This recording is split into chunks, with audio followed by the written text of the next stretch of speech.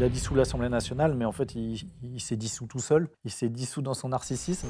Voilà, en fait, comment on arrive à cette situation d'un déclin économique, d'un déclassement de la population, une politique non seulement très inégalitaire que Macron conduit, associée à une montée de l'autoritarisme de l'État. Pour réussir à maintenir le statu quo, c'est-à-dire cette politique économique, Macron n'a pas le choix que de restreindre les libertés publiques. Il le fait soutenu par l'ensemble de la classe médiatique, par l'ensemble de la haute bourgeoisie, par l'ensemble de la haute fonction publique.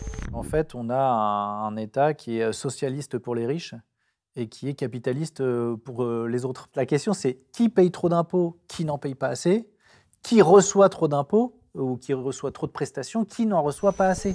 Il aura achevé la ruine du pays. Il aura été celui qui se présentait comme le président qui ferait barrage à l'arrivée de l'extrême droite au pouvoir. Il en aura été le tremplin. Et puis, en plus, il finit sur un mouvement politique, une dissolution, qui est un calcul complètement foireux. C'est un président qui sort là par la petite porte, mais qui est humilié. Le mouvement des Gilets jaunes a fait la démonstration, par l'expérience, par la réalité, qu'on pouvait tout à fait avoir des gens qui votent habituellement Rassemblement national et qui, dans la lutte, en fait, font ressortir les affects positifs et se concentrent sur la justice fiscale et sociale et la démocratie.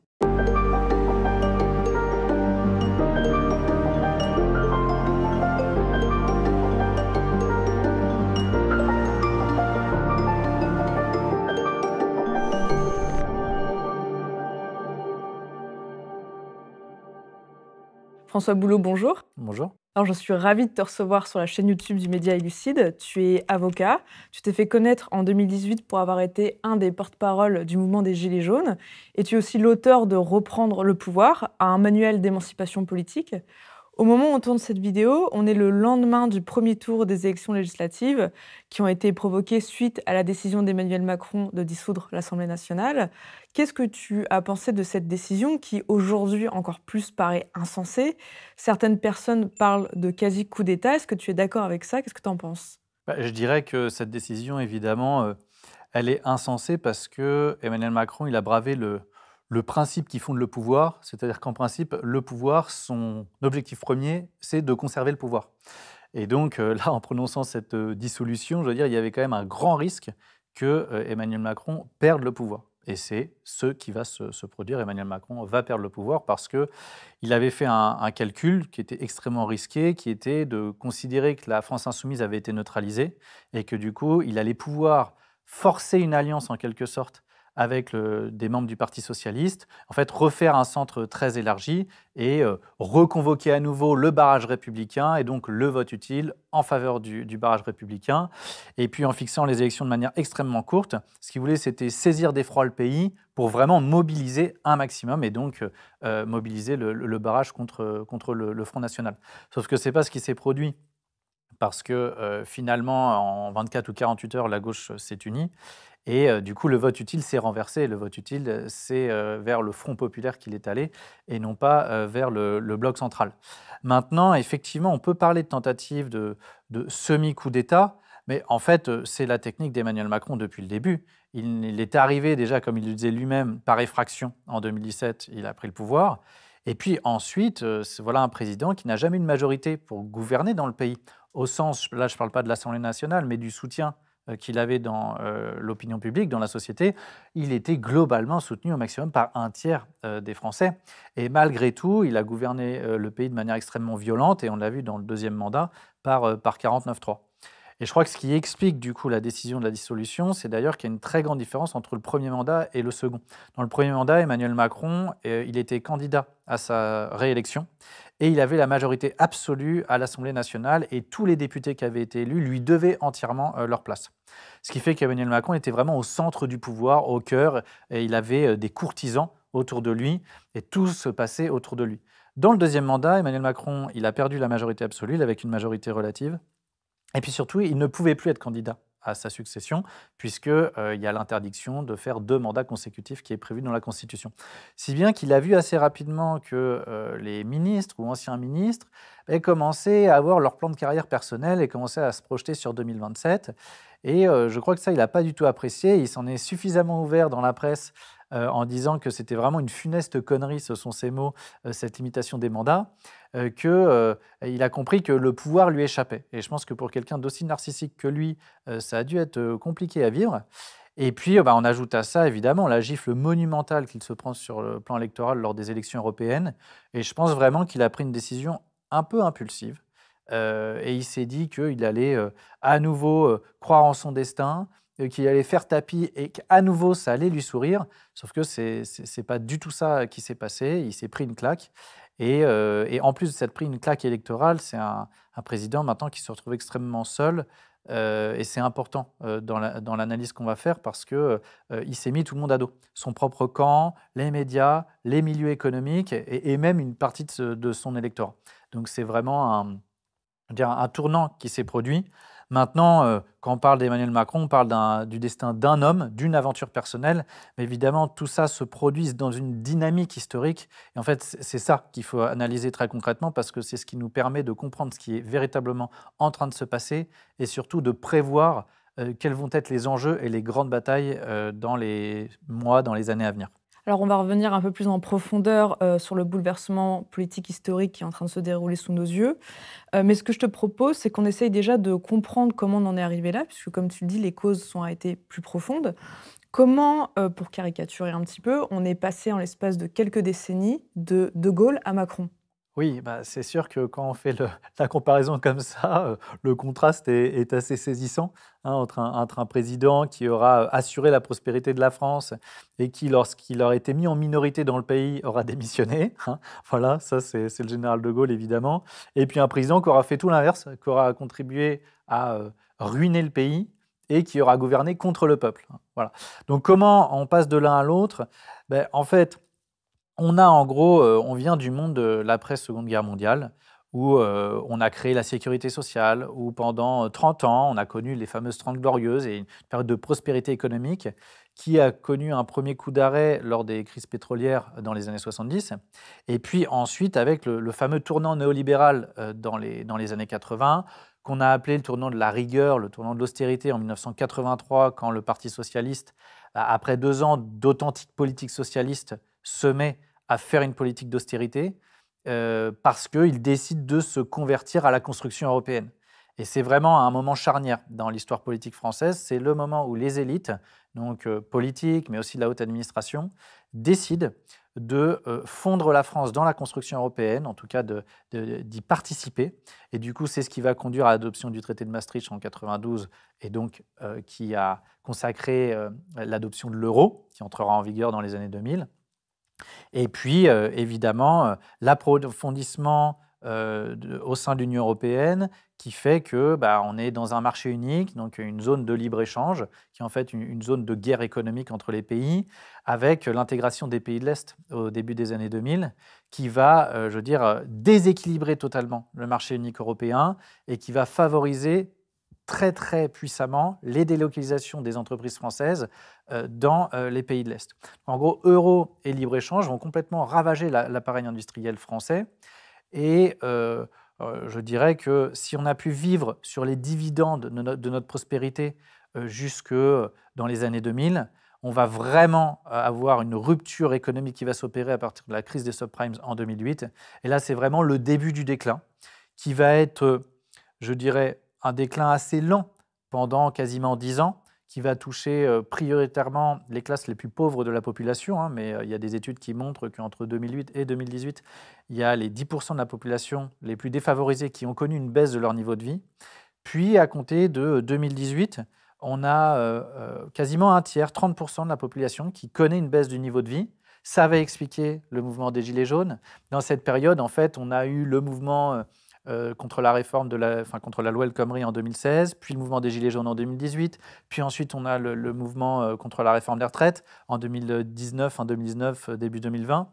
Bref, on rentre là dans une phase où il y a un déclin économique du pays, une politique qui est de plus en plus inégalitaire en faveur des plus riches de la société et donc un déclassement d'une part toujours plus grande de la population. Ce déclassement, mécaniquement, il entraîne un mécontentement qui progresse dans la société et donc politiquement, ça se traduit très clairement par un effondrement des partis de gouvernement droite et gauche, donc Parti socialiste et RPR, UMP devenu LR, qui va aboutir donc à la constitution de ce bloc central où ces droites et gauches de gouvernement vont fusionner dans le macronisme.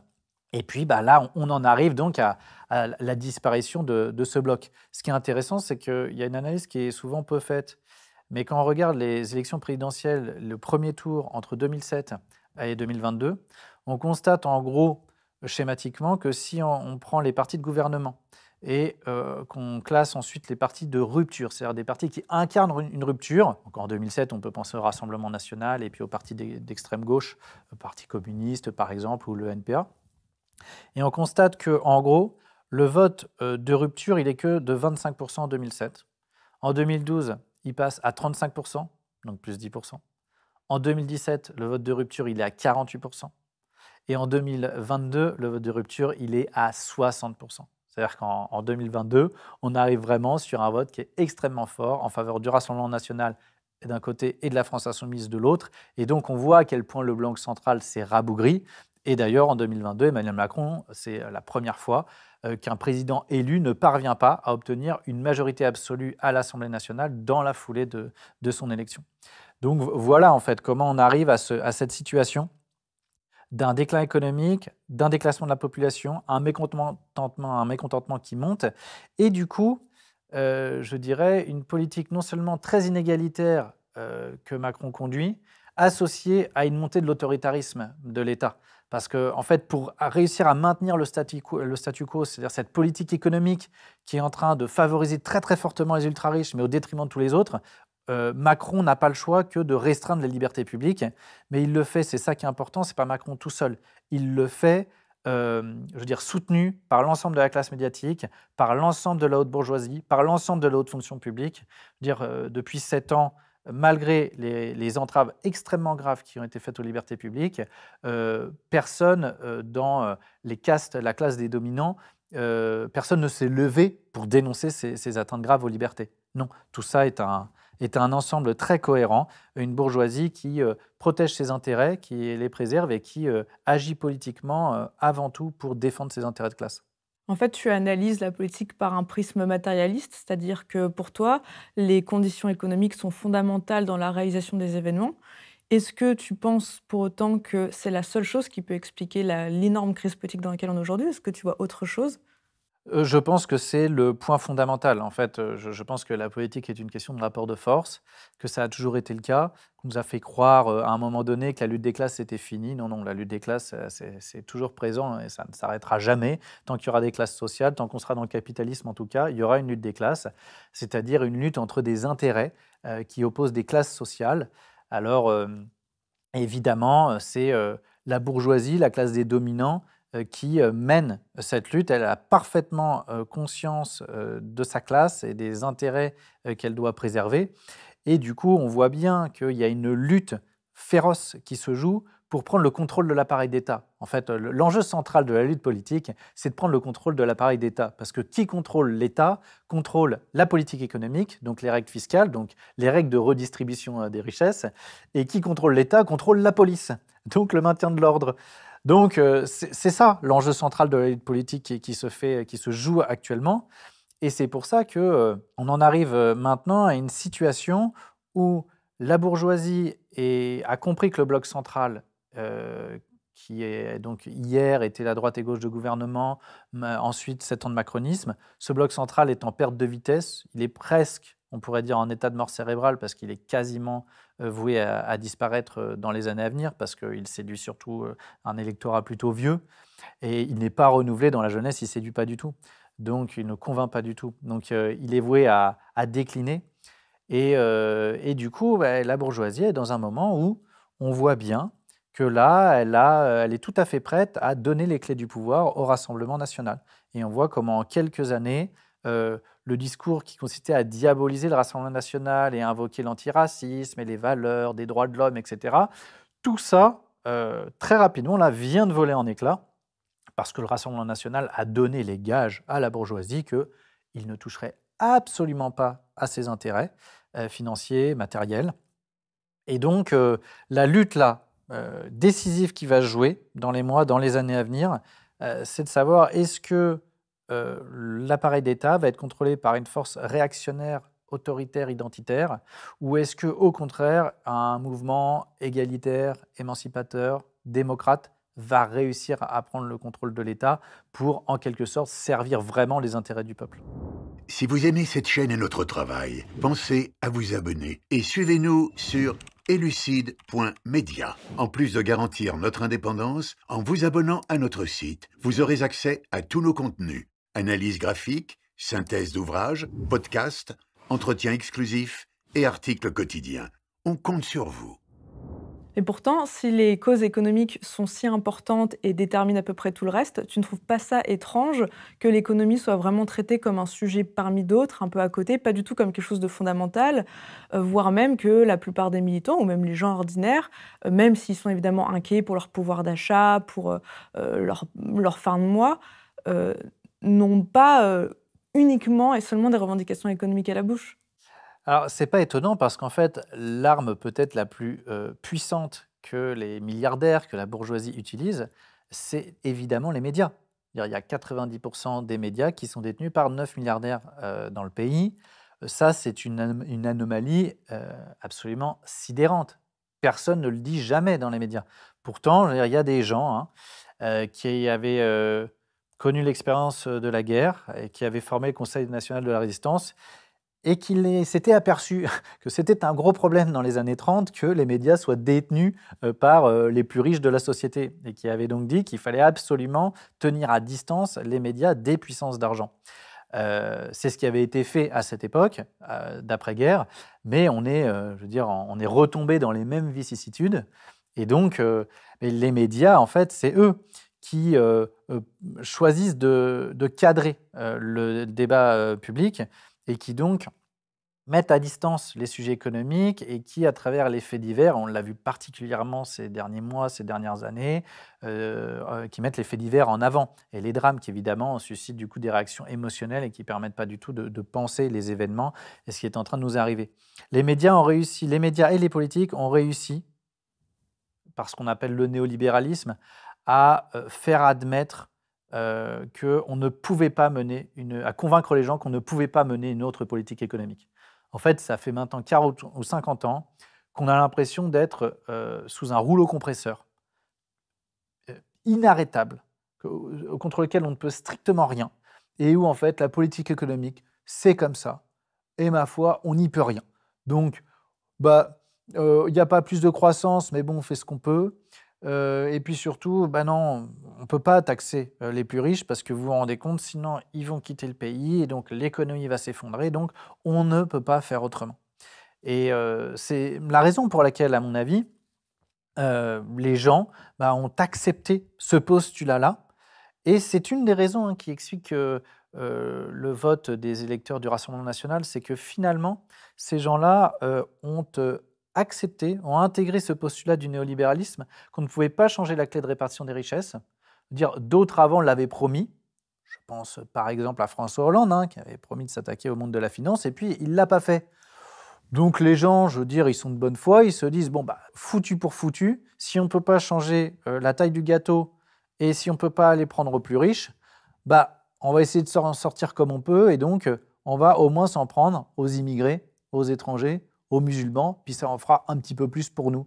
Voilà le raisonnement. Alors c'est sûr, c'est pas très noble, hein. C'est pas très vertueux, mais eux aussi sont dans une situation, du coup, placés dans une situation de précarité, de déclassement, d'insécurité économique.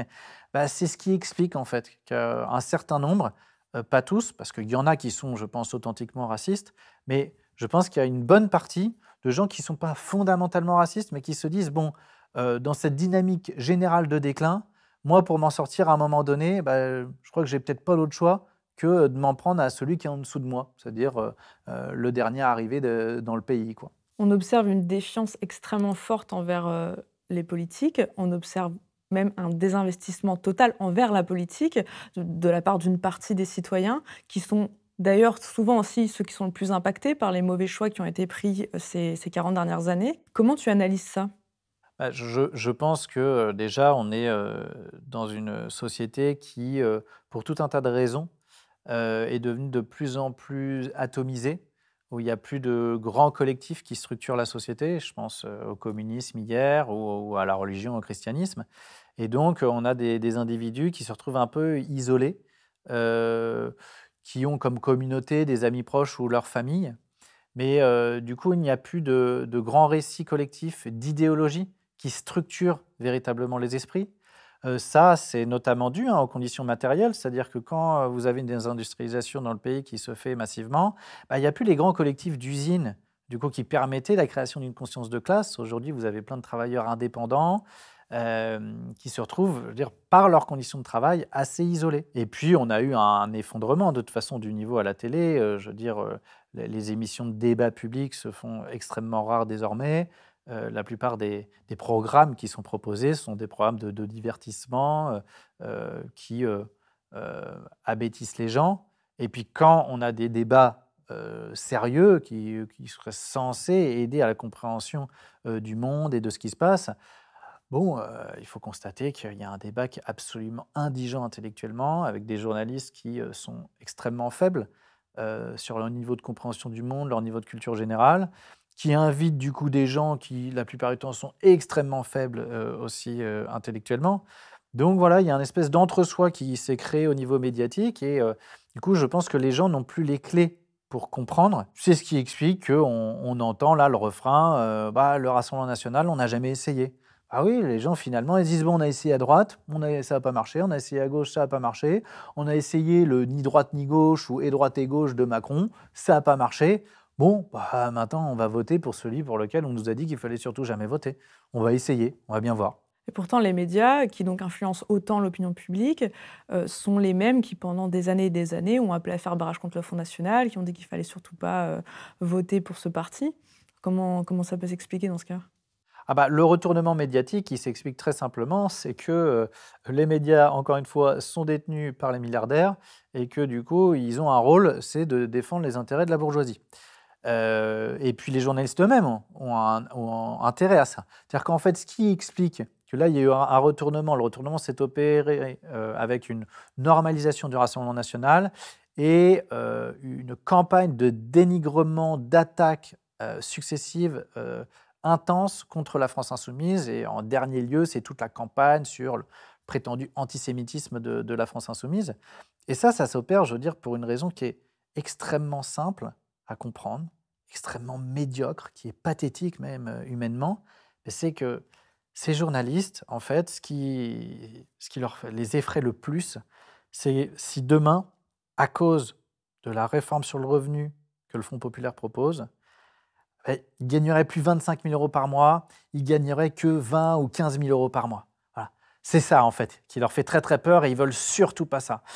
Mais évidemment, ce n'est pas une raison très avouable, parce que vivre avec 15 000 euros par mois, je veux dire, bon, c'est indécent, en fait, d'avoir déjà de tels revenus et donc de défendre ses intérêts pour en avoir encore plus. Donc, on va trouver des faux prétextes. Et donc, les faux prétextes, bah, c'est là l'antisémitisme de la France insoumise, ou c'est les critiques sur la personnalité de Jean-Luc Mélenchon. Je veux dire, c'est certainement pas un homme parfait, mais qu'il est. Mais surtout, c'est le seul en fait personnage politique qui bénéficie d'un traitement aussi défavorable, et ça depuis des années. Et en fait, ce qu'il faut bien comprendre, c'est qu'aujourd'hui, c'est Jean-Luc Mélenchon, mais demain, si peu importe qui serait le leader ou le représentant de cette ligne politique-là de rupture et qui voudrait vraiment imposer beaucoup plus fort les plus riches, mais peu importe qui sera ce représentant, il se fera attaquer de la même manière dans les médias. C'est ça qu'il faut vraiment bien comprendre. Et donc, voilà, ce renversement, pour moi, il s'explique tout simplement pour des raisons bassement matérielles. Et encore une fois, à un moment où la bourgeoisie a compris par la succession des mouvements sociaux extrêmement durs et intenses, combatifs qui ont eu lieu, que ses intérêts sont très gravement menacés, que le bloc central là est en train de s'effondrer et que du coup, il faut faire un choix électoral. Et que le choix, bah, ça se joue entre le Rassemblement national ou la gauche de rupture égalitaire. Bon, bah, voilà, ils veulent juste conserver leur revenu, leur patrimoine. Voilà pourquoi on a le Rassemblement national qui maintenant est quasiment à intégrer l'arc républicain et que la France insoumise, elle, en est sortie. Est-ce que de manière générale, tu considères que la France est en déclin, voire connaît un effondrement? Bah, je pense qu'on est en déclin. On n'a pas encore, on n'est pas encore en effondrement. Heu, on le sera, mais en fait, on a eu un déclin, comme je le disais, qui a été lent de 2008 à 2018 et je pense que ce déclin, il s'est très fortement accéléré là, ces dernières années et je veux dire, on le voit à travers la tension politique qui est déjà qui traverse la société, mais on le voit aussi avec les indicateurs économiques. Je veux dire, les indicateurs économiques, là, ils sont mais tous dans le rouge, mais à un niveau c'est des niveaux historiques, hein. Je veux dire, c'est bien qu'on parle de milliards et que du coup, c'est dur de se représenter les choses. Mais en fait, si on compare, si on regarde l'évolution des courbes, c'est extrêmement préoccupant. Je veux dire, Emmanuel Macron, il a aggravé la dette publique de 1 000 milliards d'euros. On est passé de 2 100 milliards à 3 100 milliards d'euros.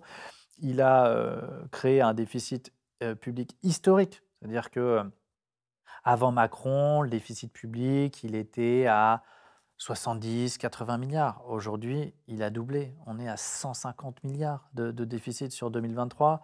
La balance commerciale aussi connaît un déficit absolument historique. Bref, les indicateurs, ils sont extrêmement préoccupants. On est déclassé dans la compétition mondiale. Et en fait, les indicateurs, là, économiques, la situation, elle est tellement compliquée que, on a été dégradé par les agences de notation. Hein, donc ça, c'est Macron, hein, le Mozart de la finance. Voilà ce que ça produit. Et puis, on a la Commission européenne qui déclenche une procédure contre la France et d'autres pays, mais contre la France en déficit excessif. Donc, oui, la situation, elle est extrêmement préoccupante. Et il y a urgence là à redresser le pays parce que sinon, on pourrait connaître à un moment donné, oui, un effondrement économique. Et là, les conséquences, ce seraient extrêmement graves. Est-ce que tu penses que la gauche est responsable de cette situation de déclin? Moi, je pense que globalement, tout le monde est responsable. C'est-à-dire des partis politiques, des médias et des citoyens. Mais évidemment, tout le monde n'a pas tout à fait le même niveau de responsabilité. Hein, les citoyens, bon, ils font ce qu'ils peuvent, ils n'ont pas le pouvoir. Je veux dire, ils sont dépendants en grande partie du débat public. Ce n'est pas eux qui ont la plus grosse part. Les médias sont extrêmement responsables. Et derrière les médias, la bourgeoisie. Est-ce que la gauche a une part de responsabilité? Oui, évidemment.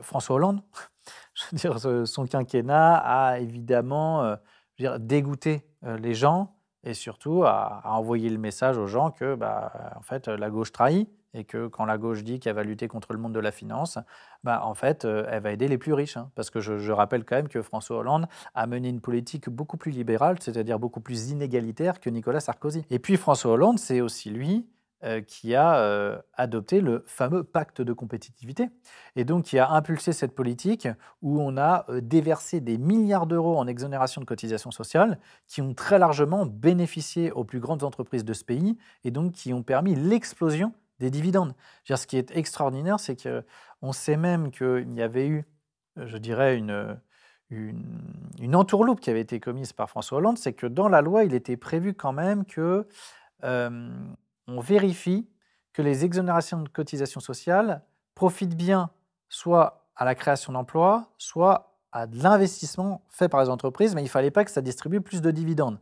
Ah oui, sinon ça ne sert à rien d'exonérer. Sauf que en fait, ça c'était l'objectif affiché dans la loi. Mais ensuite, il y avait eu des circulaires qui avaient été envoyées à l'administration pour dire non, mais analysez pas trop cette condition, quoi. C'est pas trop grave. Donc tu as été une des figures du mouvement des Gilets jaunes.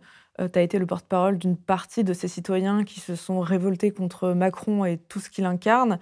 Le mouvement a été réprimé, il a été attaqué, déprécié par les médias.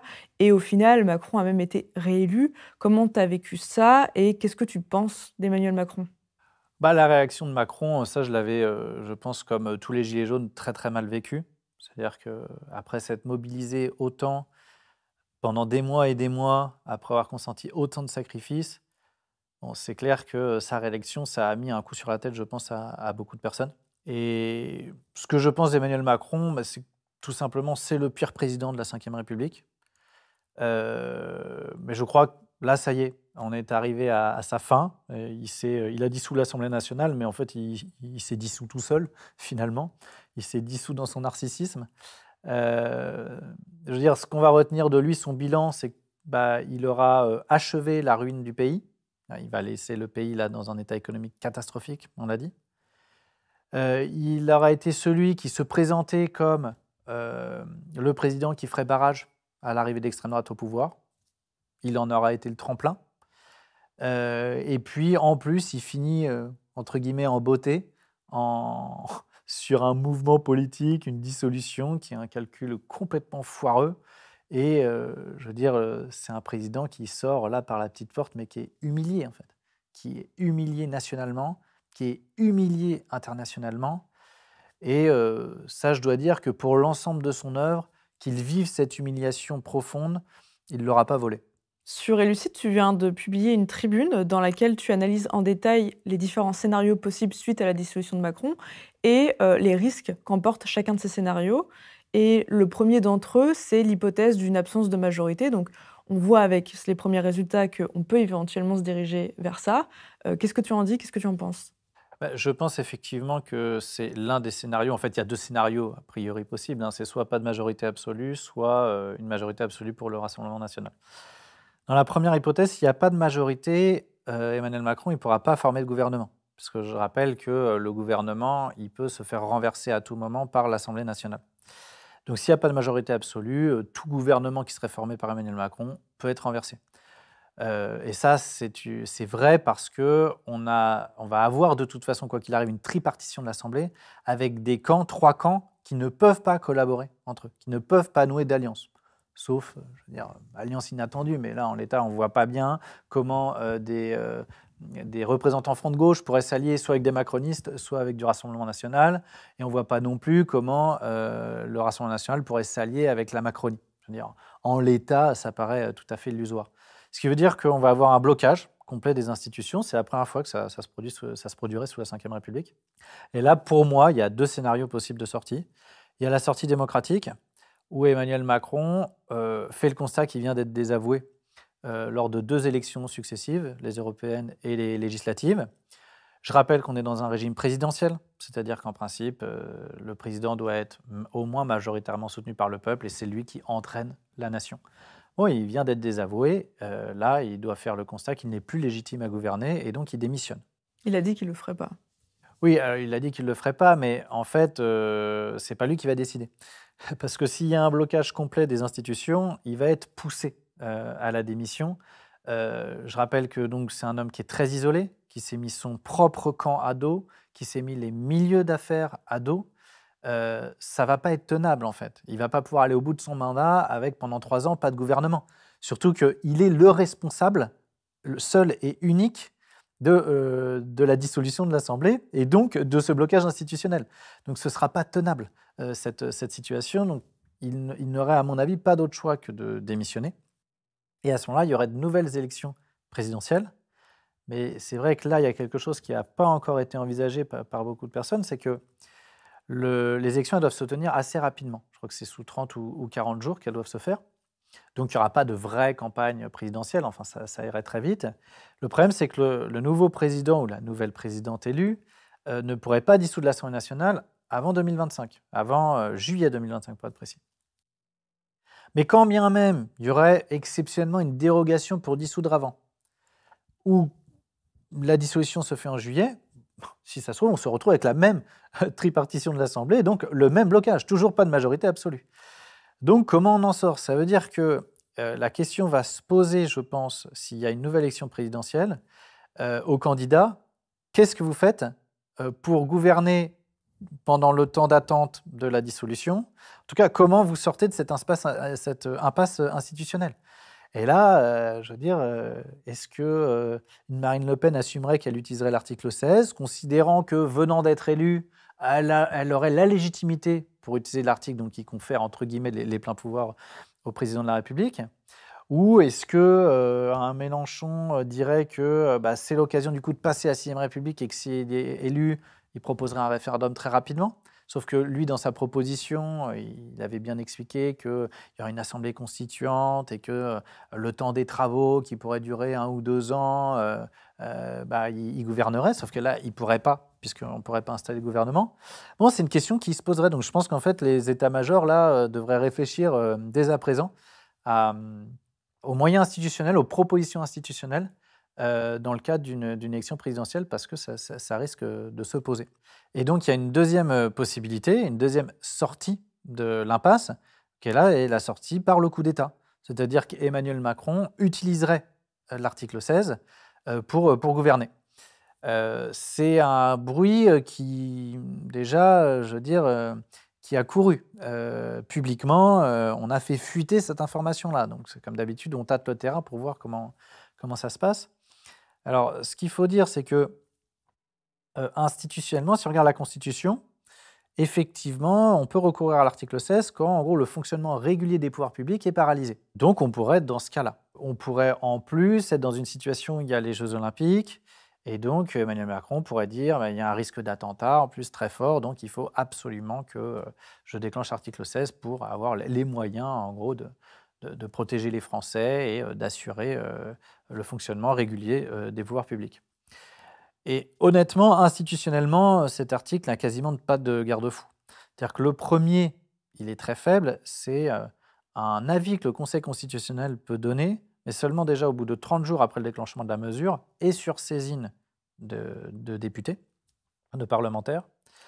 Et puis après, il doit donner son avis de plein droit au bout de 60 jours, et à tout moment au-delà de cette période. Mais a priori, c'est qu'un avis consultatif, hein. Donc, institutionnellement, ce n'est pas un vrai garde-fou. Le seul vrai garde-fou, c'est la procédure de destitution qui peut être conduite. Sauf que pour mener à bien cette procédure, il faut qu'elle soit déclenchée par les 2/3, soit de l'Assemblée nationale, soit du Sénat. Et ensuite, on a le Parlement, c'est-à-dire l'Assemblée nationale et le Sénat qui sont réunis en congrès et qui doivent se prononcer sur la destitution par une majorité des 2/3, encore une fois. Donc, autant l'Assemblée nationale telle qu'elle sera composée, demain, a priori, les 2/3 seraient facilement réunis entre le Front populaire et le Rassemblement national, a priori. Mais en revanche, pour le Sénat, il faudrait que les sénateurs, les républicains, votent la destitution. Donc, en gros, institutionnellement, les garde-fous, ils sont assez fragiles. Donc, je pense que ce n'est pas de ce côté-là qu'il faut analyser la possibilité d'un article 16 par Macron. Je pense qu'en fait, les causes seraient beaucoup plus profondément politiques. Macron s'est mis à dos tout le monde. Macron est un homme isolé, est un homme seul, est un homme qui, après 7 ans d'exercice du pouvoir, est devenu aussi imprévisible qu'impopulaire. Et ça, généralement, les classes dominantes, elles n'aiment pas trop. Et puis, en plus de ça, je veux dire, qu'il déclenche l'article 16 pour 2 ou 3 mois, pourquoi pas. Mais bon, gouverner comme ça jusqu'à l'issue de son mandat, voire plus, ça veut dire qu'on rentre dans un monde sans séparation des pouvoirs, voire sans élection, s'il le prolonge au-delà de son mandat. Bon, dire déjà un monde sans séparation des pouvoirs, ça s'appelle plus une démocratie, ça s'appelle une dictature. Je veux dire, c'est extrêmement coûteux pour le système de suivre Macron dans une aventure pareille. Je veux dire, ce serait beaucoup trop coûteux de remettre en cause l'illusion démocratique. Et en fait, on voit bien qu'il y a une solution beaucoup plus pérenne, beaucoup plus sûre, qui est une alternative pour les classes dominantes, qui est de se rallier au Rassemblement national. Et on voit bien que c'est le mouvement qui s'est opéré là actuellement. Donc, je n'exclus pas totalement cette hypothèse de mise en jeu par l'article 16 d'Emmanuel Macron. Peut-être qu'il le tenterait, mais même s'il le faisait, je ne crois pas du tout que ça puisse être quelque chose de prolongé. Je pense que ça durerait 2 ou 3 mois. Mais je veux dire, il serait débranché, en quelque sorte, assez rapidement par les classes dominantes. Et donc effectivement, la deuxième hypothèse, c'est celle d'une majorité absolue du Rassemblement national. Et dans ce cas, qu'est-ce que tu vois? Qu'est-ce qui se passerait? Ce qui se passerait, là, pour le coup, c'est beaucoup plus clair. On aurait une cohabitation avec Jordan Bardella qui serait Premier ministre, et puis Emmanuel Macron qui, a priori, c'est ce qu'il a dit, resterait président. Je pense que lui, il ne voit pas du tout d'inconvénient en l'état à cette situation, et je pense même qu'il y trouverait un intérêt parce qu'il pourrait en quelque sorte se présenter comme le garant des libertés, celui qui s'oppose encore à l'extrême droite. Voilà, il jouerait ce jeu habile de sauveur, encore une fois, de la démocratie. Donc je pense que c'est un scénario qui lui déplairait pas du tout. Et puis en plus, dans le cas d'une cohabitation, le président de la République est toujours chargé des affaires internationales et on a quand même l'impression qu'il s'intéresse plus aux affaires internationales qu'au sort des Français depuis quelques années. Oui, alors ça c'est vrai. Maintenant, ceci étant, c'est ce qui s'est produit dans les précédentes cohabitations parce qu'il y avait une entente cordiale entre le président et le Premier ministre. Entre le Rassemblement national et Emmanuel Macron, il n'est pas dit qu'il n'y ait pas plus de, je veux dire, de velléité de neutraliser le président de la République du côté de Jordan Bardella. Et c'est vrai que la Constitution, elle n'est pas très claire. Donc peut-être on assisterait vraiment à des passes d'armes là, pour le coup, sur la répartition des prérogatives entre le président et le gouvernement. Mais bon, tout ça, ce sont les aspects institutionnels. Je pense que ce qui est plus important, c'est de se concentrer sur qu'est-ce qui se passerait pour les gens si le Rassemblement national gouvernait. D'un point de vue économique, c'est absolument évident, ce sera pareil que le macronisme. La même chose, puisque le Rassemblement national a déjà renoncé à tout un tas de mesures qui se prétendaient comme étant en faveur du pouvoir d'achat. Il a renoncé à la suppression de la TVA sur les produits de première nécessité, il a renoncé à la suppression de l'impôt sur le revenu pour les jeunes de moins de 30 ans, il a renoncé à sortir du marché européen de l'électricité. Bon, on voit qu'en gros, le Rassemblement national, il a quasiment plus de programme économique. Il prétend toujours qu'il va réindustrialiser le pays, mais ça, c'est absolument impossible puisqu'il n'a plus aucune velléité de rupture avec les règles de l'Union européenne. Donc, dans l'euro et le libre-échange, on ne peut pas réindustrialiser le pays. Donc, en quelque sorte, on sait d'avance que sur le plan économique, le Rassemblement national va échouer et qu'il va trahir ses électeurs. Tout ça est acquis. Et j'aurais envie d'ajouter qu'il échouera aussi sur l'insécurité, parce que contrairement à ce que beaucoup de gens pensent, on ne résout pas les problèmes d'insécurité avec des mesures sécuritaires. Il suffit de regarder les pays qui sont très sécuritaires, par exemple comme les États-Unis. Bon, les États-Unis sont un pays où il y a un taux de criminalité qui est extrêmement élevé, beaucoup plus élevé que chez nous. En fait, l'insécurité, on la résout, on la réduit en agissant sur les politiques économiques et sociales, je veux dire, en réduisant les inégalités. C'est toujours ça qui fait réduire la délinquance.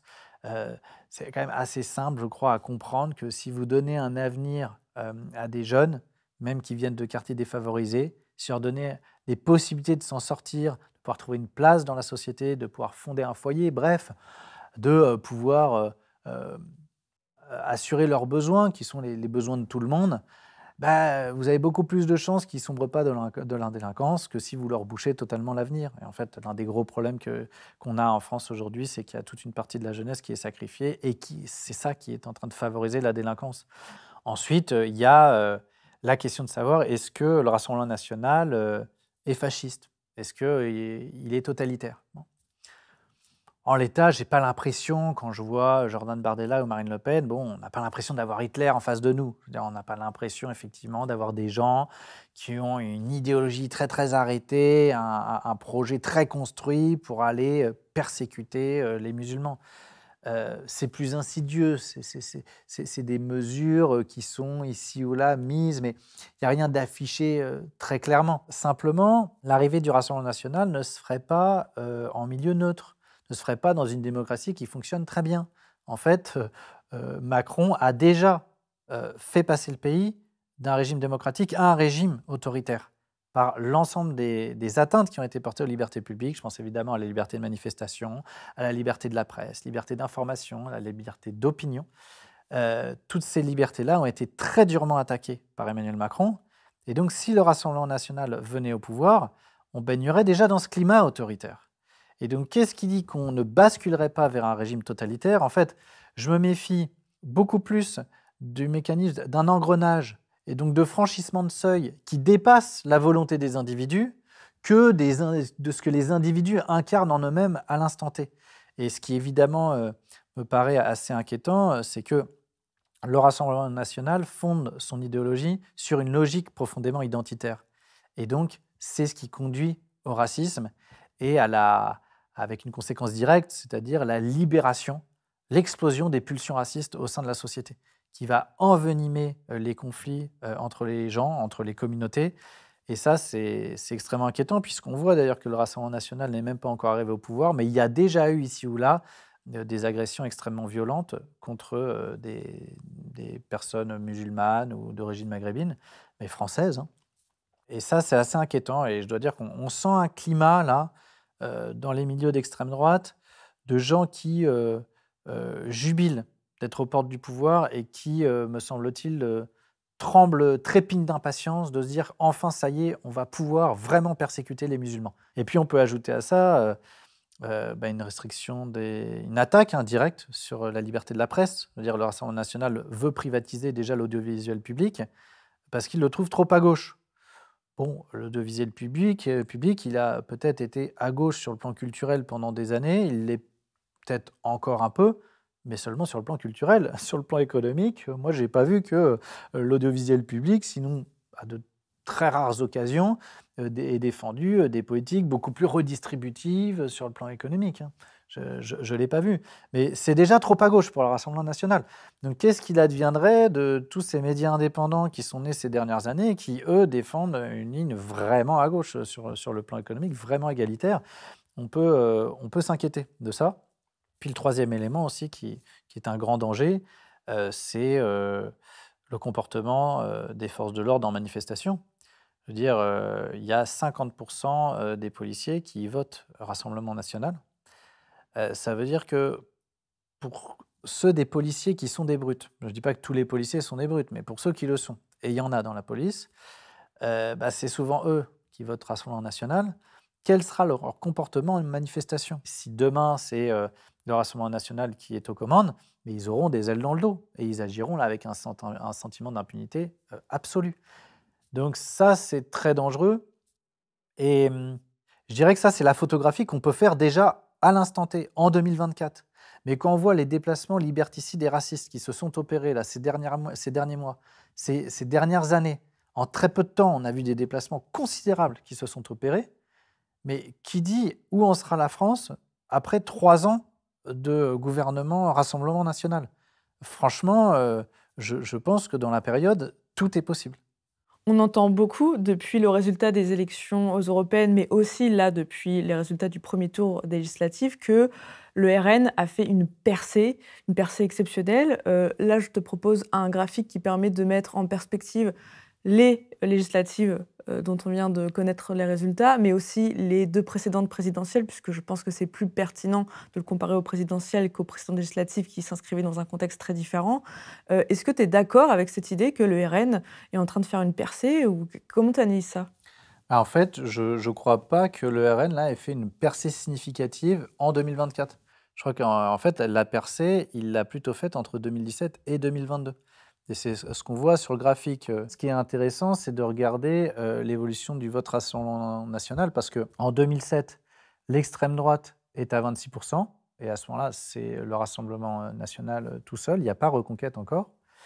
Et ce qui va se passer en fait en 2022, c'est que LR va se faire totalement dépouiller par Emmanuel Macron d'un côté et par Reconquête. Et c'est ça l'élément significatif, c'est qu'il y a 7% de l'électorat LR, globalement, qui va passer chez Reconquête. Et donc là, on a une percée vraiment de l'extrême droite qui passe de 26 à 32%.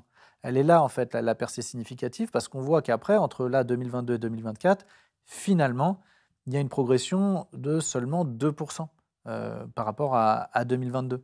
Sauf que ce qui se produit en 2024, ce qui fait ce rapport de force qui bascule là très fortement en faveur du Rassemblement national, c'est qu'il progresse encore de 2%, mais surtout, en fait, le parti de la majorité, le camp de la majorité, s'effondre. Il repasse de 28 à 21 parce que les gens, à nouveau, repartent vers LR notamment. Et on voit qu'en fait, il y a 5 points qui passent de Renaissance à LR et divers droites. Ils sont à 10 en fait. La droite classique agrégée est à 10 points. Donc il y a 5 points qui passent comme ça. Et donc c'est cet effondrement du bloc central en fait là qui est en train d'expliquer l'explosion du Rassemblement national et le fait qu'il va vraisemblablement avoir la majorité à l'Assemblée nationale. Absolue ou relative, ça on ne sait pas, mais c'est ça qui fait fondamentalement que, en tout cas, le Rassemblement national est arrivé en tête du premier tour. Pour autant, du coup, on est vraiment dans une dynamique où on a un bloc central qui est sur le déclin, qui, à mon avis, va continuer son déclin parce qu'il n'arrive pas à convaincre dans la jeunesse, donc il est quasiment démographiquement voué à décliner. Et ensuite, va se jouer la lutte en fait, entre la gauche et le Rassemblement national. Ce qu'il faut bien voir, c'est qu'il n'est donc pas du tout dit que le Rassemblement national obtienne la majorité absolue. Dans ce cas-là, on va avoir un blocage institutionnel et on peut avoir là, pendant des mois, des années, une lutte qui se joue entre la gauche et l'extrême droite. Et ce qu'il faut bien avoir à l'esprit, c'est qu'en fait, il y a 2 fractures là, qui structurent l'électorat français. Il y a une première fracture qui est la fracture générationnelle, qui là est entre la gauche et le camp de la majorité présidentielle, le bloc central. C'est-à-dire que le bloc central est composé de vieux, vieil électorat, alors que la gauche, elle, et notamment la France insoumise, séduit énormément les jeunes, les 18-24 ans et les 25-34 ans. Donc on a cette fracture générationnelle. Et puis ensuite, on a aussi une fracture éducative, et cette fois-ci, elle oppose la gauche au Rassemblement national. C'est-à-dire qu'en gros, plus on est diplômé, plus on vote à gauche, moins on est diplômé, plus on vote à l'extrême droite. Voilà. Ça, c'est ce qui ressort de tous les sondages, de toutes les enquêtes d'opinion. Et c'est pour ça que je pense que l'un des défis qui va se poser à la gauche, ça va être évidemment d'aller convaincre des électeurs du Rassemblement national de voter pour eux. Parce que les intérêts des électeurs du Rassemblement national, c'est pas de voter pour le Rassemblement national. Je veux dire, les gens qui sont dans le besoin, qui veulent en fait prioritairement augmenter leur pouvoir d'achat, ces gens-là ont intérêt à voter pour la gauche. Et donc, c'est la bataille qui va se jouer pour moi là dans les mois, dans les années à venir. Alors, comment il faut se comporter face à cet électorat RN? Comment il faut s'adresser à eux? Je pense qu'il faut éviter une erreur qui est souvent commise à gauche, qui est de les mépriser, en fait, tout simplement.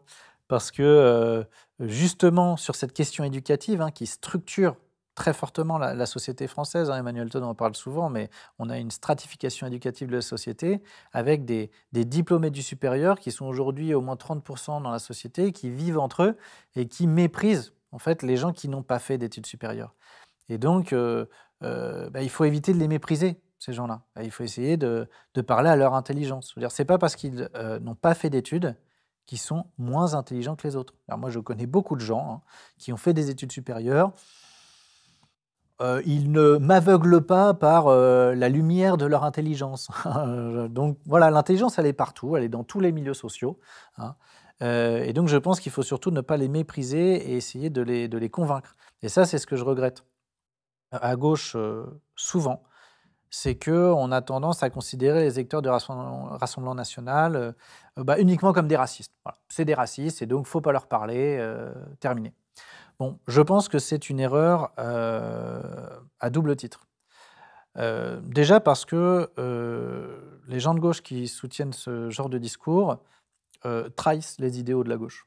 Les idéaux de la gauche, c'est d'être humaniste, c'est de croire au droit au pardon, au droit à l'erreur, au droit à la réhabilitation. Et puis ensuite, c'est surtout que stratégiquement, il y a beaucoup de gens à gauche, je dirais pour la gauche qui est sérieuse, qui veut vraiment opérer une rupture avec le néolibéralisme, qui a parfaitement compris qu'il ne suffira pas de prendre le pouvoir par les urnes et qu'un gouvernement de gauche ne suffira pas à renverser le rapport de force et à mener ce rapport de force. Il faudra un soutien massif dans la rue. Bon, si on veut un soutien massif dans la rue, il va falloir aller conquérir au moins une partie de l'électorat Rassemblement national. Je dirais enfin que j'ai du mal à comprendre qu'il y ait autant de mépris envers ces électeurs, alors que la gauche a bien compris qu'il fallait essayer de comprendre et faire preuve d'empathie envers les Français d'origine immigrée, d'origine maghrébine ou les musulmans. Bon, parce qu'effectivement, ce sont des gens qui vivent des discriminations, qui vivent, en quelque sorte, le mépris de race. Mais donc les électeurs du Rassemblement national, eux aussi, vivent un mépris, qui est le mépris de classe et qui est le mépris éducatif. Et en fait, ces deux catégories de personnes aujourd'hui, ce sont les humiliés de la société. Voilà deux catégories de personnes qui sont les humiliés et dont le vote s'explique comme ça. Sauf que, évidemment, les musulmans, ils ne se trompent pas trop sur où sont leurs intérêts, parce que globalement, il n'y a qu'un camp qui les défend, c'est la gauche et particulièrement la France insoumise. Donc, c'est assez facile pour eux de savoir où voter pour défendre leurs intérêts. Mais c'est là où les électeurs du Rassemblement national, eux, se trompent. Mais ils se trompent parce qu'on leur ment, parce que les dirigeants du Rassemblement national leur mentent et parce que les médias font comme si, effectivement, les mesures proposées par le Rassemblement national étaient sociales et allaient améliorer leur pouvoir d'achat. Donc je pense qu'il y a certainement des racistes indécrottables qui votent pour le Rassemblement national, mais je suis sûr et certain, je ne peux pas croire qu'il y ait 30% de gens racistes. Et puis surtout, dire un être humain, il est traversé par différents affects. Il a des affects qui sont joyeux et positifs, et puis il a aussi des affects qui effectivement ne sont pas très nobles, ne sont pas très vertueux. Mais ce qu'on voit dans les enquêtes d'opinion, c'est que les gens qui votent Rassemblement national sont pour beaucoup des gens qui se déclarent comme n'étant pas satisfaits de leur vie. Ce sont des gens qui sont malheureux. Donc évidemment, quand on est malheureux, bah oui, les affects négatifs ont tendance à prendre le dessus sur les affects positifs. Et je veux dire, si on défend vraiment l'idéal de gauche, mais c'est d'aller chercher ces gens-là et d'aller leur dire qu'ils ont le droit au bonheur, qu'effectivement, ils ont le droit à d'être respectés et que leur intérêt est de voter pour les idéaux de gauche, pour des idéaux égalitaires, émancipateurs, que leur salut passe par là et qu'on leur tend la main. Et je veux dire que c'est ça qui a été quand même une des forces et quelque chose d'extrêmement beau dans le mouvement des Gilets jaunes. Dire, le mouvement des Gilets jaunes a fait la démonstration par l'expérience, par la réalité, qu'on pouvait tout à fait avoir des gens qui votent habituellement Rassemblement national et qui, dans la lutte, en fait, font ressortir les affects positifs et se concentrent sur la justice fiscale et sociale et la démocratie. On a aussi vu passer une enquête d'opinion qui montrait a priori que un peu plus de 50% de cet électorat RN se déclare raciste. Ça t'inquiète pas un petit peu? Si, ça bien sûr, c'est inquiétant, mais donc ça voudrait dire déjà qu'il y a au moins 46% des gens donc, qui sont les fameux fâchés pas fachos, qu'on peut peut-être essayer d'aller convaincre. Euh, Après, oui, ça c'est inquiétant et je pense que c'est dû en grande partie au travail des médias et en particulier de l'Empire Bolloré qui a très largement normalisé les discours racistes et les discours qui consistent à stigmatiser en permanence les musulmans. Et en fait, la dangerosité de ces discours idéologiques, c'est que on crée un épouvantail, on crée une fausse image, on essentialise un musulman, où typiquement, en fait, on va voir le délinquant. Bon. Mais en fait, il y a une différence, tous les musulmans ne sont pas délinquants, hein, sinon, je veux dire, il y a des millions de musulmans dans le pays, donc s'ils étaient tous délinquants, le pays serait à feu et à sang. Donc c'est une minorité parmi les musulmans qui sont des délinquants. C'est pas parce qu'ils sont d'origine maghrébine, c'est pas parce qu'ils sont musulmans, c'est parce qu'ils sont pauvres. C'est parce que ce sont personnes qui sont au bas de l'échelle sociale. C'est ça qui l'explique. Et donc, je crois que c'est ce travail-là qu'il va falloir faire, de dire aux gens, vous êtes tout à fait légitimes à demander la sécurité. Oui. Et il est vrai qu'effectivement, le gouvernement actuel et les précédents n'ont rien fait pour traiter les problèmes de sécurité. Donc vous avez le droit de vouloir vivre en paix dans notre pays. Ça, c'est une demande qui est absolument légitime. Eh bien, ce problème-là, encore une fois, il se résout sur le terrain économique et social. Il se résout en remettant des services publics, en redonnant des moyens à l'éducation, en relançant l'économie pour qu'il y ait le plein emploi. Si on recrée cette dynamique-là, qu'on permet aux jeunes d'avoir un avenir, et si on permet aux jeunes d'avoir un avenir, vous allez mécaniquement faire réduire drastiquement la délinquance. Alors, il y avait quand même une troisième hypothèse dans la tribune que tu as publiée, qui était celle d'une majorité pour le nouveau Front populaire. Est-ce que tu penses que c'est encore possible? Et d'une manière générale, qu'est-ce que tu penses de ce nouveau Front populaire? Évidemment, je suis comme tout le monde, je regarde les projections, donc je ne suis pas très optimiste sur le fait que le Front populaire obtienne la majorité absolue. Maintenant, je pense que la mobilisation sera quand même très forte, au moins pour faire barrage au fait que le Rassemblement national obtienne la majorité absolue. Ensuite, je pense que c'était une alliance nécessaire, impérative même dans le moment. Maintenant, je ne me fais pas d'illusions sur ce qu'est le Front populaire et ce qu'il pourrait faire de toute façon. C'est une alliance qui est extrêmement fragile, qui est composée de partis qui ne sont pas d'accord idéologiquement sur beaucoup de choses et sur des points assez fondamentaux, hein, notamment sur le nucléaire. Et puis évidemment, ensuite, il y a la fracture fondamentale sur le plan idéologique sur le rapport à l'Union européenne, où là, on a le Parti socialiste et Europe Écologie Les Verts qui je veux dire, sont dans une soumission totale à la construction européenne et qui seraient prêts à sacrifier leur programme et toutes leurs mesures pour surtout ne pas mener un quelconque rapport de force avec l'Union européenne et ne pas risquer une excision, une sortie de l'Union européenne ou un éclatement de l'Union européenne. Évidemment, je pense que c'est une erreur fondamentale et voilà, je ne suis pas certain qu'en situation de gouverner, ces partis subitement se mettraient d'accord dans l'intérêt de la France et arriveraient à trouver un terrain d'entente. La seule hypothèse qui pourrait amener à penser ça, c'est que dans l'exercice du pouvoir, les partis comme le Parti socialiste, par exemple, seraient entraînés dans une dynamique de rupture. Bon, je veux dire, Emmanuel Todd l'avait lancé sous forme de boutade, mais il avait parlé de hollandisme révolutionnaire, et c'était un peu ça l'idée, c'est que dans l'exercice du pouvoir face aux contraintes, pour tenir ses engagements, Hollande n'avait pas d'autre choix, en principe, que, effectivement, de rompre, et avec la ligne admise. Bon, on a vu, il n'a pas rompu, il a trahi, c'est ça qui s'est passé. Mais Donc, cette gauche défend aussi beaucoup l'Union européenne parce qu'elle le voit comme un rempart justement contre le fascisme. Et alors, le jour où le RN est au pouvoir, peut-être qu'aussi ils vont prendre conscience que l'Union européenne finalement n'est ni un rempart contre la guerre, ni un rempart contre le fascisme et n'est pas du tout une aide économique. Peut-être qu'ils vont réaliser ça, non?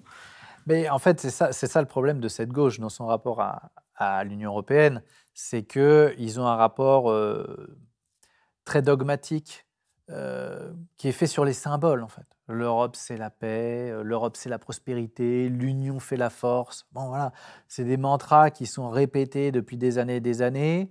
Pour les plus conscients d'entre eux, c'est non, mais on va faire l'Europe sociale, l'Europe, on va la changer de l'intérieur. Hein, parce qu'on n'a jamais réussi à faire ça. Pour pouvoir changer les règles de l'Union européenne, il faut l'unanimité des États membres. Donc, je veux dire, vous n'aurez jamais un alignement des planètes avec des gouvernements tous de gauche dans l'ensemble des pays membres qui voudraient changer dans le même sens les règles de l'Union européenne. Donc, ça ne se produira pas comme ça, en fait. Il va falloir mener un rapport de force. Ça, c'est évident. Et puis, je veux dire que ça va avec une forme d'inconséquence de beaucoup de gens à gauche. J'étais très surpris là, quand je voyais beaucoup de gens qui, avec une grande légèreté, expliquaient sur les plateaux qu'ils se sentaient capables de gouverner, d'être Premier ministre. Bon, voilà, on avait le concours des candidatures. Je ne sais pas s'ils ont conscience, en fait, que s'ils arrivaient demain au gouvernement, ils trouveraient la France dans un état économique extrêmement catastrophique, on l'a dit. Les finances sont vraiment exsangues. Et puis surtout, ils feraient face à une adversité extrêmement féroce de la part des médias, de la Commission européenne, de la Banque centrale européenne, des marchés financiers. Bref, toutes les forces du capital se mettraient en mouvement pour barrer la route à un gouvernement Front populaire. Et c'est vrai que tout ça, je veux dire, me laisse à penser qu'il y a beaucoup de gens quand même à gauche qui vraiment n'ont aucune conscience des rapports de force qui sont en train de se jouer et qu'on a un moment décisif et que vraiment la bourgeoisie, là, les classes dominantes sont pas du tout prêtes à lâcher quoi que ce soit. Hein. Elles vont mener le rapport de force et voilà, s'il faut aller vers le régime autoritaire, vers le régime totalitaire, elles ont décidé qu'on irait. Et donc, voilà, il y a une légèreté qui me semble assez consternante du côté de beaucoup de personnalités à gauche. Et avec en plus l'idée que s'ils venaient à gouverner, mais vous n'avez pas le droit à l'erreur. Parce que si vous vous plantez, alors là, c'est la voie est grande ouverte pour le Rassemblement national. Parce que là, les gens, ils auront tout essayé avant l'extrême droite. Bon, bah, c'est évident qu'ensuite, je veux dire, c'est l'extrême droite qui serait utilisée. Donc, voilà, pour toutes ces raisons, ça fait que l'alliance actuelle, elle est quand même très fragile et je ne suis pas du tout certain qu'elle serait en capacité en fait, de vraiment impulser les politiques qu'il faudrait pour redresser le pays.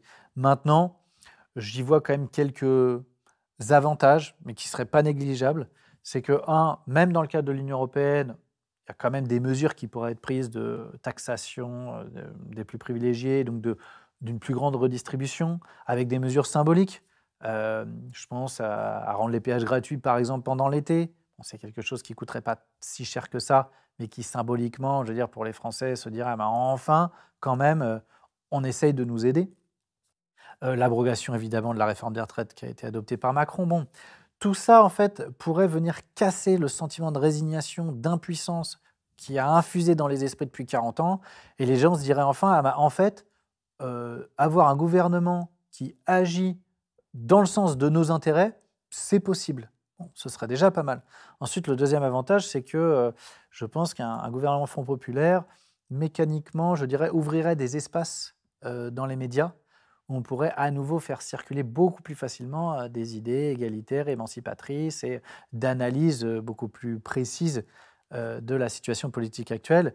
Et ça, évidemment, c'est indispensable. Hein. Si on veut pouvoir mener une lutte efficacement, il faut avoir un peuple qui est conscient politiquement. Et puis enfin, la troisième raison, c'est que beaucoup de gens à gauche, et je pense notamment à la France insoumise, sont des personnes qui ont une vraie culture militante. Je veux dire, on en pense ce qu'on veut, mais c'est des gens qui participent aux manifestations depuis des années et des années. Et donc, je pense que ce seraient des gens qui verraient d'un très bon œil des manifestations massives dans la société et qui, du coup, soutiendraient ces mouvements-là et qui prendraient grand soin justement à ce que la police fasse je veux dire, son devoir de maintien de l'ordre, mais le fasse de manière respectueuse de la loi et pacificatrice, en quelque sorte. Bon, voilà, et donc, en gros, le Front populaire, je pense, pourrait constituer juste un point d'appui pour le peuple. Ma conviction profonde, de toute façon, c'est que les problèmes sont si profonds que ça ne va pas suffire, en fait, d'envoyer un gouvernement, aussi bien intentionné soit-il, au pouvoir pour redresser le pays. Non, il va falloir qu'en fait, le peuple se mette en action. Je pense qu'il n'y a qu'un peuple conscient, éclairé et en action qui véritablement pourra sauver la France. Et qu'est-ce que tu as pensé du coup de toute cette campagne qu'a subie la France insoumise ces dernières semaines, notamment avec les accusations d'antisémitisme et qui ont conduit finalement à faire de la France insoumise un parti encore plus repoussoir que l'extrême droite, parce on voit carrément des appels à faire barrage au nouveau Front populaire, ce qui aurait été encore inconcevable il y a quelques mois, quelques années. Oui, bah, j'ai pas été surpris, encore une fois, parce que je pense que ce qui fait très très peur à tous ces gens, à toute cette classe dominante, c'est que une force de gauche égalitaire prenne le pouvoir. Et donc les accusations d'antisémitisme, je pense qu'elles sont le fruit de ça. C'est-à-dire qu'on va se servir de prétexte. De toute façon, tout est bon pour essayer de taper sur la gauche et en particulier sur la France insoumise. Je veux dire, ces accusations d'antisémitisme, elles sont nées surtout à l'occasion là, du massacre qui est commis par Israël à Gaza. La position que la France insoumise a prise, c'est quasiment la position historiquement prise par la diplomatie française, en réalité, de condamnation des abus de droit, de la violation du droit international. Je veux dire, globalement, c'est la position que la France insoumise a prise. Alors, ok, peut-être qu'ici ou là, il y a eu quelques maladresses, mais je veux dire, on a beaucoup reproché à la France insoumise de ne pas dire que le Hamas était terroriste. Bon, ils étaient en train de dire que le Hamas avait commis des crimes de guerre. Je ne vois pas où est l'approbation des actes commis par le Hamas quand on dit ça. Bon, donc tout ça était assez préoccupant et puis s'est ajouté effectivement un certain nombre de procédures bâillons, de procédures pénales qui ont été diligentées en France. Il y a eu plus de 650 procédures pénales portées sur le fondement du délit d'apologie de terrorisme et qui a concerné en grande partie des personnalités qui évoluent dans des organisations de gauche. C'est-à-dire, on voit à chaque fois, à chaque crise, entre guillemets, des seuils qui sont franchis dans la restriction des libertés publiques. Et on voit que c'est toujours contre le même camp idéologique. C'est toujours contre les mouvements égalitaires, émancipateurs, évidemment, qu'on trouve à gauche de l'échiquier politique actuellement.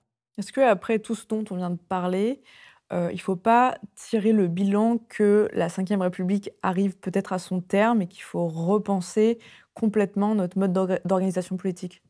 Bah, je crois effectivement qu'on arrive sur une fin de régime, en tout cas une crise de régime. Là, on est sur le point d'y rentrer de plein pied. Après, est-ce qu'il faudra changer de constitution ou est-ce qu'il faudra seulement la modifier? Donc, je suis toujours très prudent et réservé sur ces questions-là, pour plusieurs raisons. Je pense en fait fondamentalement qu'une constitution ne vaut qu'à une époque donnée, à un instant donné, et, à une durée de vie limitée, de toute façon. Et ne serait-ce que parce que très souvent, on adopte une constitution à un moment où on vient de vivre un traumatisme. Ça marche un temps, et puis après, je veux dire, les êtres humains sont assez créatifs pour tordre le texte dans tous les sens. Et puis, on arrive toujours, au bout du bout, à une crise institutionnelle. Et les institutions sont bloquées. Bon. Et ce qui produit ça, c'est très souvent quand même, en tout cas dans l'histoire du capitalisme, c'est le moment où les bourgeois ont décidé de mettre la Constitution uniquement à leur service, de gouverner contre le peuple, et on arrive à une crise de régime au bout d'un moment, oui, parce que le peuple n'est plus d'accord en fait. Donc je crois qu'on peut écrire la Constitution qu'on veut, on n'aura jamais la Constitution parfaite qui permet à un régime d'être stable, je veux dire pour l'éternité. Ça n'existe pas. C'est la première chose. La deuxième, c'est qu'ensuite, je ne crois pas Je suis assez réservé, par exemple, sur la proposition de l'Assemblée constituante de la France insoumise, où on y va un peu à l'aveugle et on va élire des gens ou les tirer au sort, et puis on part de zéro, et puis on verra bien ce que ça va donner. Bon, moi je suis juriste de formation, je suis avocat, je ne suis pas spécialiste du droit constitutionnel, mais bon, j'en ai fait et j'ai quand même une expérience du droit. Honnêtement, je ne me sens pas compétent pour demain élaborer une constitution. Ça demande de penser tout un système cohérent d'ensemble, donc d'avoir des connaissances de droit constitutionnel, mais aussi une analyse politique assez fine de la situation actuelle, etc. Enfin, c'est extrêmement compliqué de faire ça. Et donc, je pense que si vraiment on devait rentrer dans une crise de régime et qu'il fallait effectivement des modifications constitutionnelles ou passer à une sixième république, ça me paraîtrait quand même plus sérieux que les partis fassent des propositions de constitution. Je veux dire, où on sait, on va sur un régime présidentiel ou un régime parlementaire, mais où on a l'articulation des pouvoirs, entre notamment le pouvoir législatif et le pouvoir exécutif, mais qu'il y ait des propositions qui soient faites et qu'ensuite, ces propositions-là puissent être donc soumises à la discussion des citoyens. Voilà. Ça me paraît être quelque chose de plus sérieux, de plus raisonnable, parce que partir dans l'idée d'une page blanche, je pense que c'est pas très sérieux. Donc tu l'as dit au début, les conditions économiques ont beaucoup joué dans l'arrivée de cette crise-là. Et c'est vrai qu'on a un creusement de plus en plus impressionnant des inégalités. On a d'un côté des ultra-riches qui sont de réels profiteurs de crise, qui, contrairement à ce qu'on dit, ne prennent pas de risques, puisque l'État assure les pertes, puisque de toute façon, les grosses entreprises sont quasiment subventionnées. Et puis de l'autre côté, on a tout un tas de gens ordinaires qui voient leur pouvoir d'achat s'effondrer, leurs droits sociaux être grignotés. Qu'est-ce qu'il faudrait faire, selon toi, pour retrouver un peu plus de justice sociale et fiscale, puisque c'est quand même ça le cœur. Bah oui, c'est sûr, en l'état, en fait, on a un État qui est socialiste pour les riches et qui est capitaliste pour les autres. Je veux dire, la concurrence, c'est bien, mais pour les autres. Pour les riches, il n'y a pas de problème. Là, on a subvention, cooptation, voilà, c'est un régime qui dorlote les plus privilégiés. Bah, je crois déjà qu'il faut revenir sur la politique qu'on appelle la politique de l'offre, qui consiste à arroser d'exonérations de cotisations sociales et fiscales les grandes entreprises du pays. Ces grandes entreprises, chaque année, là, font un record de distribution de dividendes. À chaque année, ça augmente. Dans la période actuelle, là, où on est en déclin, où c'est compliqué pour tout le monde, à eux, ils explosent leurs profits. J'insiste toujours là-dessus parce que il y a la question donc, du détournement. En fait, on a un État qui se comporte donc comme un Robin des Bois à l'envers. Il prend donc à la plupart des gens et puis il donne aux plus privilégiés. Bon, faudrait évidemment faire l'inverse. C'est-à-dire qu'il faut que les impôts servent les gens en général, les services publics. Et il faut prendre beaucoup plus d'impôts aux plus privilégiés. Voilà ce qui serait un véritable État social et redistributif. Et donc, ensuite, on pourrait envisager l'impôt sur la nationalité pour les plus riches, de telle sorte qu'on pourra toujours essayer de faire du chantage à l'impôt. Ils ont le droit d'aller vivre où ils veulent, mais si il en résulte pour eux un avantage sur le plan fiscal parce que les impôts qu'ils payent dans leur pays d'accueil est moins important que le niveau d'impôt qu'ils paieraient en France, et la différence, ils la versent quand même à l'État français. Comme ça, chacun vit où il veut, mais il n'en résulte aucune économie d'impôt. C'est la première chose. On pourrait exiger beaucoup plus de transparence sur le lieu où réalisent les bénéfices, où sont réalisés les bénéfices des grandes entreprises. Parce qu'on sait très bien que ces grandes entreprises, elles organisent massivement de l'évasion fiscale en pratiquant ce qu'on appelle les prix de transfert. Et bon, tout ça est assez opaque. On pourrait exiger une bien plus grande transparence de tout ça. Et en fait, d'une manière générale, il faudrait qu'on lutte beaucoup plus activement contre la fraude fiscale. Sauf que je tiens à rappeler, parce que c'est rarement dit, c'est qu'à partir du moment où vous croyez à la théorie du ruissellement, ce qui est le cas de Macron, vous n'avez aucun intérêt à lutter contre la fraude fiscale, puisque vous croyez que plus vous allez donner de l'argent aux riches, plus ça va ruisseler sur l'économie, et donc l'économie va connaître de la croissance et de la prospérité. Ces gens-là, donc, ne luttent pas contre la fraude fiscale, et la preuve, c'est que la France n'a même pas de méthode d'évaluation de la fraude fiscale. Aux États-Unis, ils ont une méthode d'évaluation de la fraude fiscale depuis les années 80. Dans beaucoup de pays européens, depuis le début des années 2000. Les pays ont une méthode d'évaluation de la fraude fiscale. En France, on n'en a pas. C'est la raison pour laquelle, à chaque fois qu'on avance le chiffre de 100 milliards par an d'évasion fiscale, de fraude fiscale, on nous dit: ah oui, mais ça, c'est un chiffre, c'est le syndicat de Bercy, alors c'est CGT au Sud, je ne sais plus, mais bref, c'est un syndicat à Bercy qui a fait cette évaluation. Donc on nous dit: bon, c'est pas sérieux. Ah, très bien, c'est quoi votre chiffre? Ah, vous évaluez même pas en fait la fraude fiscale. Donc, ok, on a un chiffre qui est peut-être pas celui-là, mais c'est quand même 100 milliards, c'est quand même pas rien. Je rappelle que le budget des recettes de l'État, c'est à peu près 300 milliards. Hein. Donc 100 milliards, ce serait un tiers du budget des recettes. Ça vaut peut-être le coup qu'on mette son nez là-dedans et qu'on essaye de récupérer de l'argent. Rien n'est fait. Et dans tous les cas, ce qui paraît absolument évident, c'est que dès lors qu'on accorde des exonérations de cotisations sociales ou fiscales aux entreprises, il faut exiger véritablement des contreparties.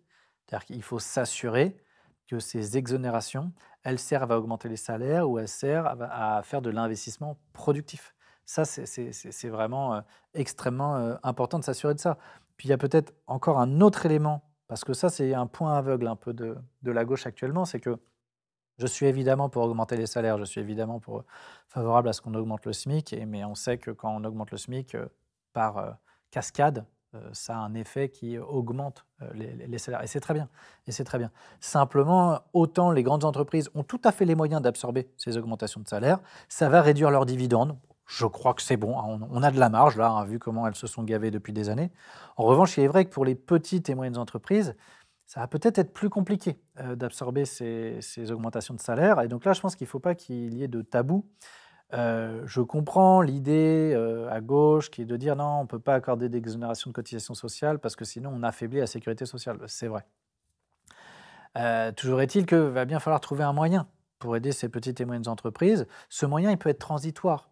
Mais je pense que ce serait important de rassurer les petits patrons en leur disant: vous inquiétez pas, on va augmenter les salaires, mais dans un premier temps en tout cas, pour vous permettre d'absorber ces hausses, on va vous aider, on va vous subventionner, on va peut-être dans un premier temps faire des exonérations de cotisations sociales. Et puis ensuite, on aura relancé la machine économique. Effectivement, les augmentations de salaire, ça va se retrouver dans la consommation. Donc, en principe, c'est ce qu'on appelle les politiques keynésiennes, hein, de relance économique. Et donc, on pourra ensuite progressivement réduire peut-être le montant des subventions parce que les carnets de commandes des entreprises se seront remplis, que donc elles auront une meilleure visibilité, elles auront redégagé des marges. Voilà, on aura recréé un cercle vertueux. En fait, là, la mécanique la logique dans laquelle on doit être, c'est très simple. C'est la théorie des cycles économiques. C'est que quand l'économie va bien, l'État peut se désengager. Quand l'économie va mal, est au ralenti, alors il faut que l'État impulse ses politiques économiques. Et donc, là, on est dans ce moment-là où il faudrait une relance de l'activité économique par une impulsion des politiques publiques. Et puis, une fois qu'effectivement l'activité aura été relancée, alors l'État pourra peut-être enlever les subventions à ces petites et moyennes entreprises qui n'en auront plus besoin et pourra concentrer ces ressources-là sur les services publics, sur des grands projets d'investissement dans les infrastructures. Voilà. C'est vrai qu'au cours des 10 derniers jours, les programmes économiques ont beaucoup été commentés, notamment pour leur dangerosité, pour des raisons légitimes ou beaucoup moins légitimes. Et ce qui revenait souvent, c'est comment vous allez financer ça, que ce soit à gauche ou à droite. Et c'est vrai qu'à gauche, on passe beaucoup par l'impôt, c'est nécessaire. Mais l'impôt, ça fait très peur aux gens, puisque c'est vrai qu'on les a taxés depuis des années, surtout les classes moyennes, pour finalement rien du tout. Un déclassement des services publics, une dégradation de leurs conditions. Et quand aujourd'hui, on leur dit « oui, mais même si c'est pour la gauche, nous, on va bien utiliser vos impôts », il faut comprendre aussi que beaucoup n'y croient pas. Comment tu penses qu'on peut faire pour convaincre les gens que non, l'impôt, ça fait partie de ce qui va être nécessaire pour construire un monde plus juste et qui va aussi leur être favorable en dernière instance? Je crois que les gens, il faut qu'ils comprennent qu'aujourd'hui, il y a 200 milliards d'euros par an qui sont pris par l'impôt et qui sont donnés aux entreprises de ce pays et qui, pour une grande part, favorisent des grandes entreprises. Je rappelle que le budget des recettes, c'est 300 milliards et que le budget des dépenses, c'est 500 milliards. Donc 200 milliards par an, c'est absolument colossal. C'est un détournement massif de l'argent de l'ensemble des contribuables vers les plus privilégiés. En fait, ce qu'il faut bien comprendre, c'est que la question de est-ce qu'il y a trop d'impôts ou est-ce qu'il n'y a pas assez d'impôts, elle est mal posée. On ne va pas comprendre. En fait, la question, c'est qui paye trop d'impôts, qui n'en paye pas assez, qui reçoit trop d'impôts ou qui reçoit trop de prestations, qui n'en reçoit pas assez. C'est ça, en fait, les questions qu'il faut se poser. Actuellement, oui, la classe moyenne et surtout classe moyenne supérieure payent beaucoup d'impôts, sauf que les services publics s'effondrent. Ah, évidemment, les gens, ils ne sont pas contents. Ça paraît assez logique. Et pourquoi? Parce qu'il y a ce détournement massif au profit des plus privilégiés. Donc, ce qu'il faut dire aux gens, c'est qu'on ne va pas, en fait, il y a au moins 95% des gens ou 90% des gens qu'on ne va pas plus imposer. Et en fait, ceux qu'on va véritablement plus imposer, ah oui, eux, ça va leur faire tout drôle, c'est les 0,1, les 0,01%. Ah oui, eux, effectivement, ils vont payer beaucoup, beaucoup plus d'impôts. Mais ça va, ils ont des rémunérations, c'est 100 000 euros par mois, 1 million d'euros par mois. Donc, je pense qu'on peut se permettre effectivement de les taxer. Je veux dire, un élément très simple, parce que les gens souvent sont dans le flou. Il faut bien voir que dans la réforme qui est voulue par le Fonds populaire sur l'impôt sur le revenu, les gens qui gagnent 4 000 euros par mois, par personne, ça veut dire qu'un foyer qui a 8 000 euros, avec chaque personne qui gagne 4 000 euros par mois, ne paiera pas plus d'impôts. Les gens qui gagnent même moins que 8 000 euros par mois, pour un foyer, pour 2 personnes, paieront un peu moins d'impôts. Donc c'est seulement les gens qui vont gagner plus de 8 000 euros par mois qui paieront plus d'impôts. Et ce qu'il faut voir, c'est que cette hausse d'impôts, en fait, elle est assez raisonnable.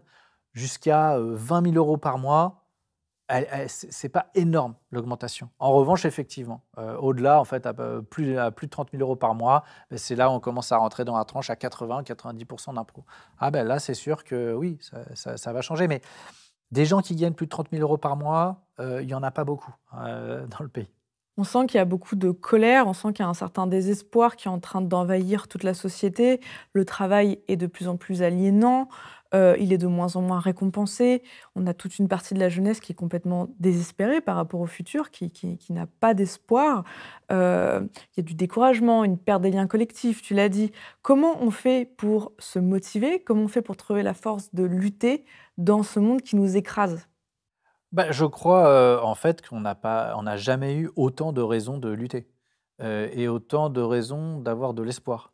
C'est-à-dire, je pense que c'était beaucoup plus compliqué, de militer dans les années, 80-90, où, le néolibéralisme, je veux dire, était triomphant et où, je veux dire, dans la société, il y avait un consensus assez généralisé que les politiques qui étaient conduites, finalement, elles étaient bonnes.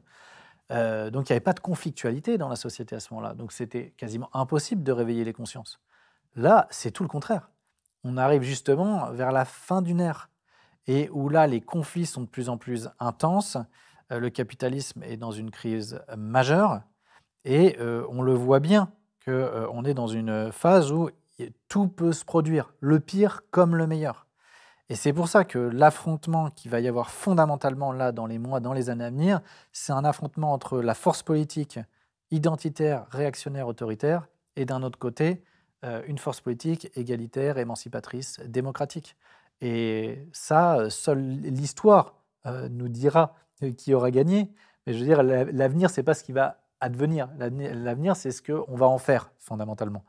Donc, je crois qu'au contraire, on a plein de raisons de se battre, déjà parce qu'on n'a pas le choix, parce que les dangers là sont à nos portes, mais aussi parce que dans cette situation de conflit, encore une fois, l'histoire peut basculer d'un côté ou de l'autre.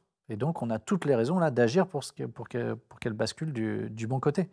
Et ce qui me donne vraiment une grande raison d'espérer, c'est qu'on voit qu'à gauche, encore une fois, la jeunesse est très, très largement convaincue par ce projet égalitaire et émancipateur, qui nécessite d'être amendé par un aspect, mais je veux dire, sur la logique générale, les jeunes ont compris que c'était là qu'il fallait aller, c'était dans cette direction qu'il fallait aller, un programme fondamentalement de rupture avec le néolibéralisme, de rupture avec la cupidité, de rupture avec cette logique égoïste, individualiste.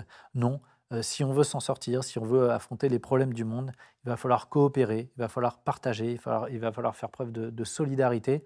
Et c'est d'un monde en fait moins, je dirais, consumériste dont on a besoin, mais un monde beaucoup plus humain. Je crois qu'en fait, il y a beaucoup de gens là qui comprennent que je veux dire, le fondement de la politique, c'est de créer les conditions du bonheur individuel et collectif, les conditions du bonheur commun.